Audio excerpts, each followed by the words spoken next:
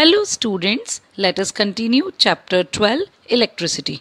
Today we are going to discuss our next topic, Ohm's law.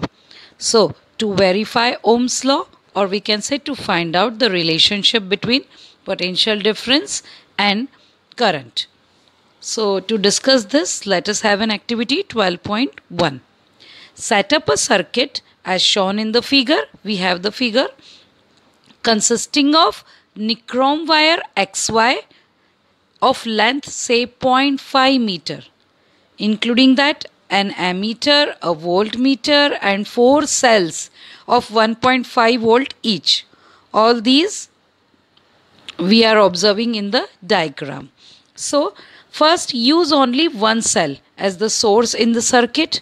Then note the reading of ammeter I for the current and reading of the voltmeter V for the potential difference across the nichrome wire XY in the circuit.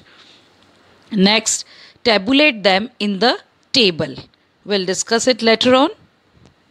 Next, connect two cells in the circuit and note the respective readings of the ammeter and voltmeter for the values of current through the nichrome wire and the potential difference across the nichrome wire. So repeat the above steps using 3 cells and then 4 cells in the circuit separately. Now calculate the ratio of V to I for each pair of the potential difference V and current I. And then plot a graph between V and I and observe the nature of the graph. Now these are the observations we have taken, that is potential difference V in volts, current I in ampere and relation V upon I.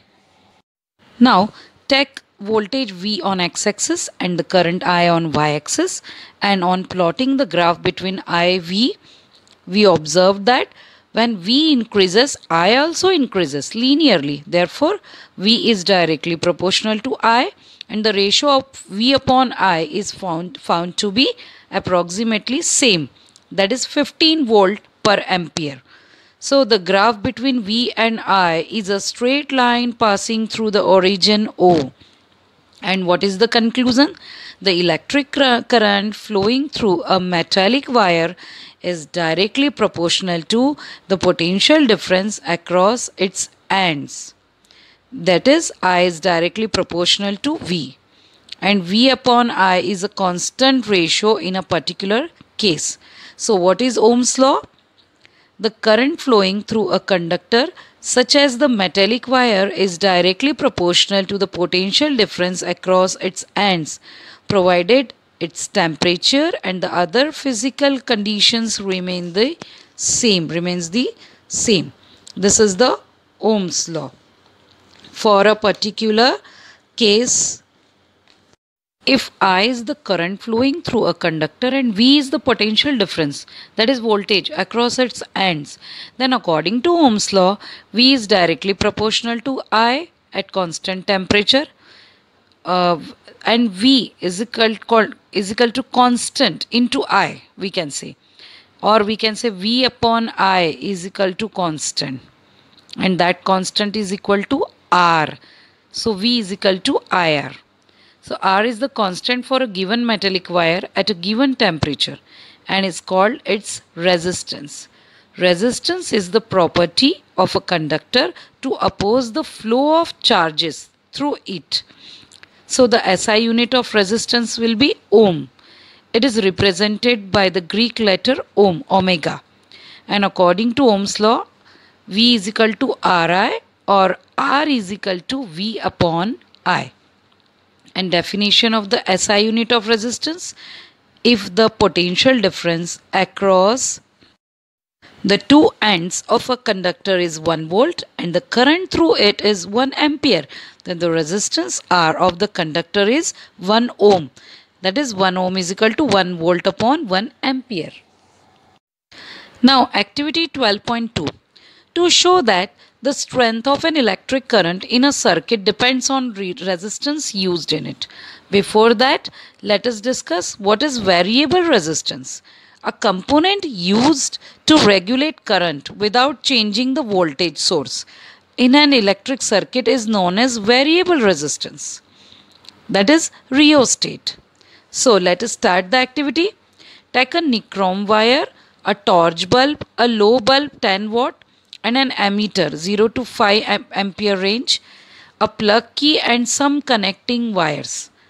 Now set up the circuit by connecting 4 dry cells of 1.5 volt each in series with the ammeter leaving a gap XY in the circuit as shown in the figure.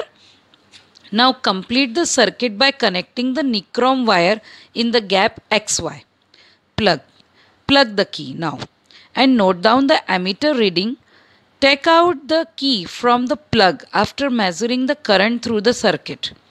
Now, remember, always take out the key from the plug after measuring the current through the circuit.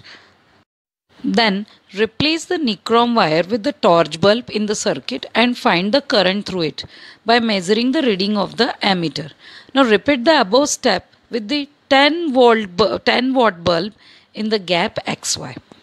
Are the ammeter readings different for different components connected to the gap XY? So, let us observe and also observe the ammeter readings. Yes, the ammeter readings are different for different components like nichrome wire, torch bulb and low bulb when connected to the gap XY. If we take any other material component in the gap XY, the reading of the ammeter may also be different. This is because certain components offer an easy path for the flow of electric current, while the others resist the flow. There is resistance between them. That is, the current through an electric component depends on its resistance flowing through it. So what is the conclusion in this experiment? The strength of an electric current in the circuit depends on the resistance used in it. A component of a given size that offers low resistance is called good conductor. A component of the same size which offers appreciable resistance is called a resistor. A component of the same size that offers higher resistance is called a poor conductor or bad conductor. And the last, a component of the same size that offers very high resistance is called an insulator. These are 4 types of instruments used in circuits. Now, factors on which the resistance of a conductor depends. To discuss this, let us have an activity 12.3. So, procedure: complete an electric circuit consisting of a cell, an ammeter, a nichrome wire of length L or marked L we can say, and a plug key as shown in the figure. Then now plug the key and note down the current in the ammeter first. Then replace the nichrome wire by another nichrome wire of same thickness but twice the length, that is twice L marked. Now again note the ammeter reading. Now replace the wire by a thicker nichrome wire of the same length L mark 3, but a thicker wire has a larger cross-sectional area. Again note down the current through the circuit. Next, instead of taking a nichrome wire, connect a copper wire marked 4 in the circuit. Now let the wire be of the same length and same area of cross-section as that of the first nichrome wire marked 1. Now note the values of the current. Notice the difference in the current in all cases. So what do you observe? Does the current depend on the length of the conductor, or does the current depend on the area of cross section of the wire used? So let us observe, give the observations. Ammeter shows the current I flows in the nichrome wire marked 1. When the length of nichrome wire marked 2 is doubled, keeping its same thickness, when the nichrome wire was marked 2, the ammeter reading decreases to half, that is current becomes I upon 2. Next, when the thickness of nichrome wire mark 3 is increased keeping its length same, when the nichrome wire mark 3 is connected in the circuit, then ammeter reading increases. That means current I increases.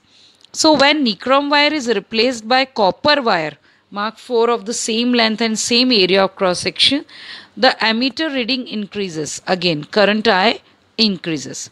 Therefore, what is the conclusion behind it? The resistance of the conductor depends on its length. Hence, resistance wire R is directly proportional to length. And resistance of the conductor depends on area of cross section, but it is inversely proportional. Resistance of wire R is inversely proportional to area of cross section. In the last case, copper is a better conductor than nichrome. Resistance of wire depends on the nature of its material.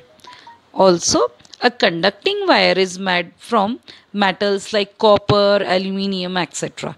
Even a resistive wire is made from alloys like nichrome. So, carbon resistors are made from the proper mixture of graphite and resin, polymer we can say, sealing wax, cotton, etc. Now, this table reveals that the resistivity of an alloy is generally higher than that of its constituent metals. Alloys do not oxidize readily at high temperatures. For this reason, they are commonly used in electrical heating devices like electric iron, toasters, etc. Tungsten is used almost exclusively for filaments of electric bulbs, whereas copper and aluminium are generally used for electrical transmission lines. So this is the electrical resistivity of some substances at 20 degree centigrade. So students, I hope you understood this topic of resistance and Ohm's law. Thank you for listening this video.